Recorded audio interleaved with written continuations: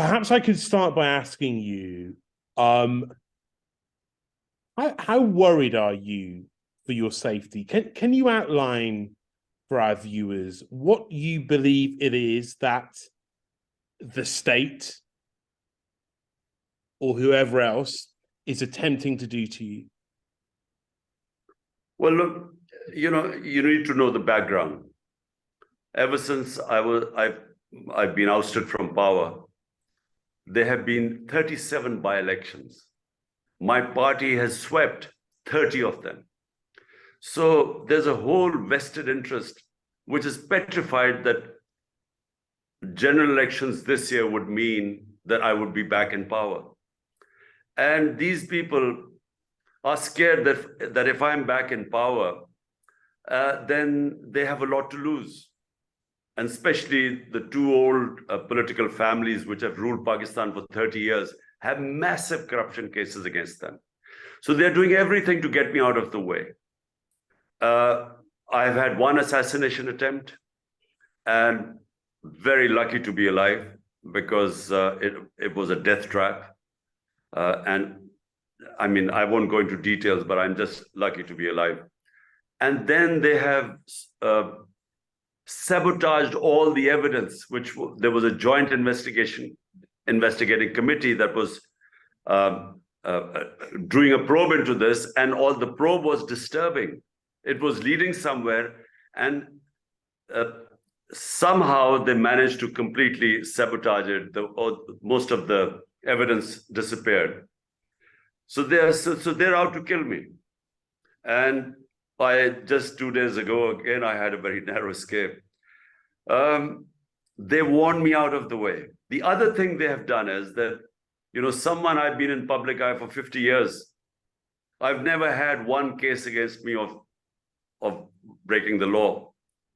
Just in the last few months, I have 97 cases against me, which range from murder to terrorism, to blasphemy, to sedition.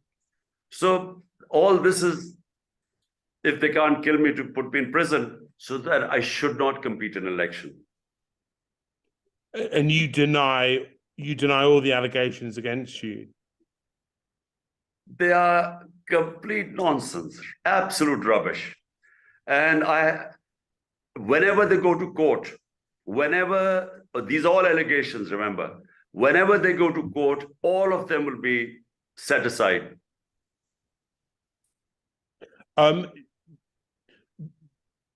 Do you expect to be arrested soon? Well, they've been pretty close 4 or 5 times to arrest me. And all the time when the news came out that they were coming to arrest me, people came out and, in thousands, and sort of parked themselves outside my house. And the reason is very simple, because the people fear that if they arrest me, they'll kill me. The people know that the ones who try to kill me are sitting in government. And so because they don't trust the government, they come to sort of protect me. But with 97 cases, and I'm close to my century, I have no doubt that sometime or the other they will sort of find something to arrest me. Can you tell me about what happened last week when they came to your house? Just explain what happened and tell me your reaction when you saw what was unfolding. Well, in the morning, this police guy comes and gives a warrant at my house. My lawyers told me that that warrant was completely illegal. No procedure was followed. They went to the wrong address. There's a certain procedure that if you want to arrest someone, there's a procedure. It was completely illegal what they did. And what did they come to arrest me for? Now, this is the other interesting thing. This was on the 14th. On the 18th, I was supposed to appear in a court. They were supposed to arrest me to make me appear in the court. I was already appearing in the court. And worse, I had given them that evening, I had gave them an surety bond that I would be appearing in the court. And the law says, if you give them an surety bond, they shouldn't arrest you. And all I was doing was I was just going to present myself in the court, which I did anyway on Saturday. So they completely discarded my surety because that is not why they came. There were thousands of police that came to my house, including Rangers, which is the army. They attacked my house from three sides. And there were tear gas and water cannons and rubber bullets, and then some certain pellet guns they used. I mean, this was a war zone. But the people, and they were not just my workers, just people, citizens came outside. And they just put up a fight. They refused. 3 times I said, look, I'll go and give myself up because I didn't want any bloodshed. And they refused. The people insisted. They said, if they take you, they'll kill you. So eventually they had to back off. But you could give yourself up, couldn't you? And won't your opponents say that actually this is the best course of action, that this is the one that does the most to prevent civil unrest? Look, give myself up. Why? What is it that I've done wrong? The reason why they were coming to pick me up was to take me to the court, assuming that I wasn't going there. I already was appearing on the court, and I'd already given them an surety bond. The law says that if that surety bond is given, they couldn't pick me up. So it was all illegal. And so, I mean, you give yourself up if you commit a crime. Why do you give yourself up when you haven't done anything wrong? And that's why the people also, look, the people in this country know me for 50 years. They know me for 50 years. I've never, ever broken the law. And just in the last few months, there are 97 cases against me. And all of them, each one of them is just, it's a joke. I mean, people in this country know Imran Khan is not a terrorist. There are about 40 terrorist cases on me of terrorism. But these are serious allegations. Terrorism, inciting people to violence, and allegations that your supporters have on many occasions been involved in extremely violent clashes. Look, this is absolute nonsense. There has never been, would you call it terrorism? That there's a peaceful demonstration outside the Election Commission in Islamabad, and I'm sitting in Lahore and accused of terrorism. Can that ever happen in England? Have you ever heard of someone being called a terrorist because I go to court and there follows, everyone knows the timing of my court, there are people around them. We come back and there is a terrorist case against them. It's a joke. There are 40 terrorism cases against me. Never in my 26 years of politics have I ever broken the law or asked any of my people, my workers, ever to break the law. Always we have protested peacefully. Everyone knows this about my party.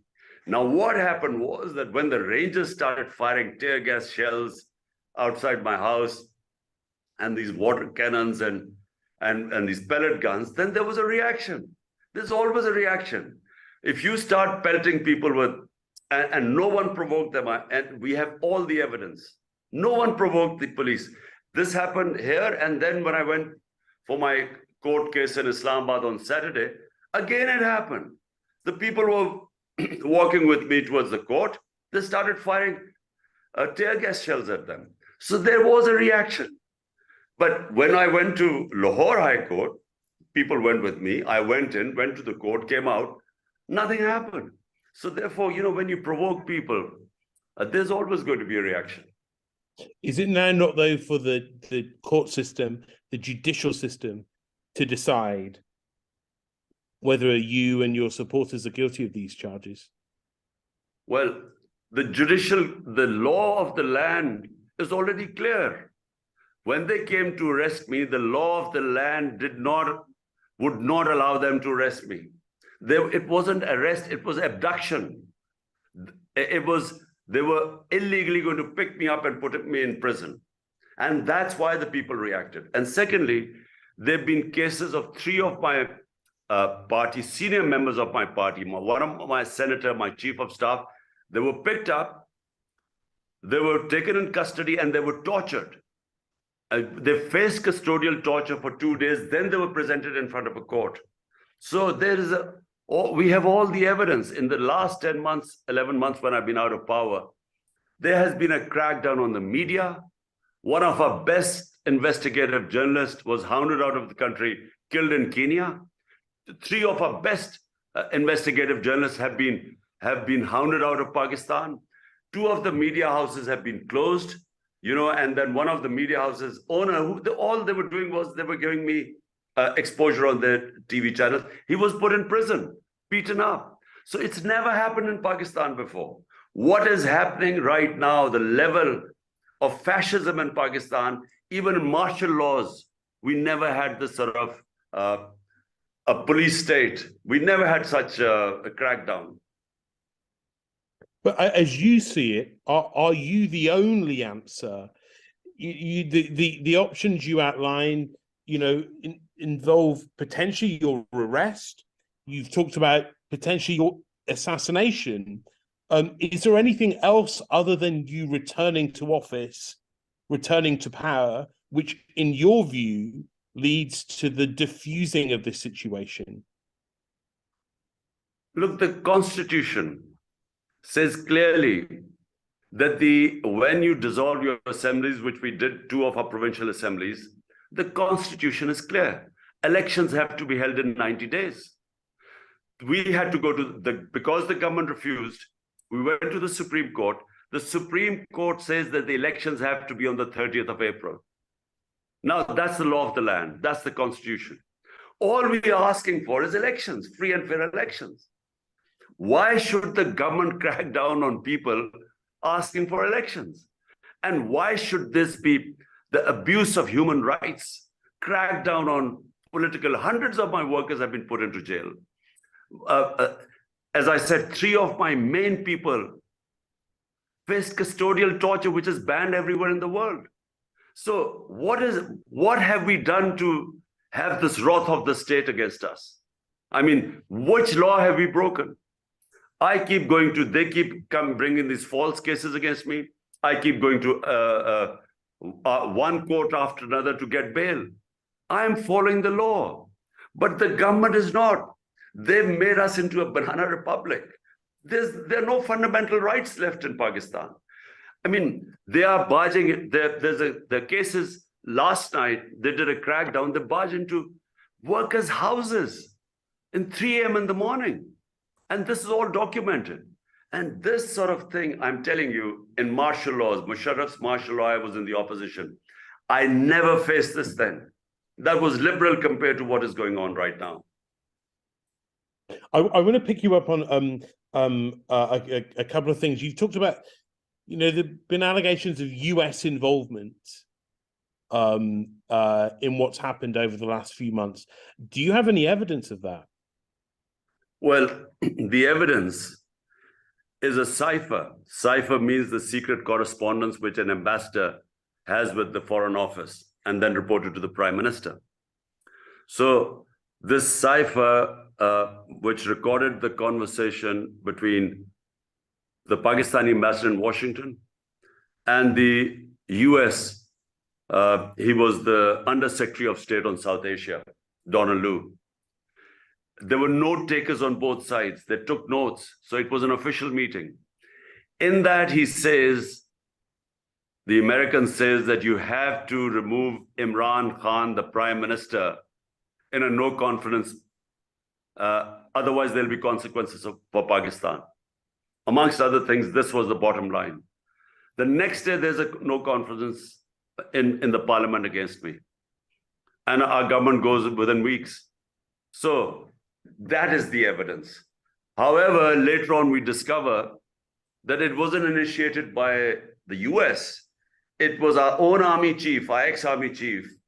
He was the one who was lobbying against me, and this conspiracy was initiated by him. And he then told the US that Imran Khan was supposed to be anti-American.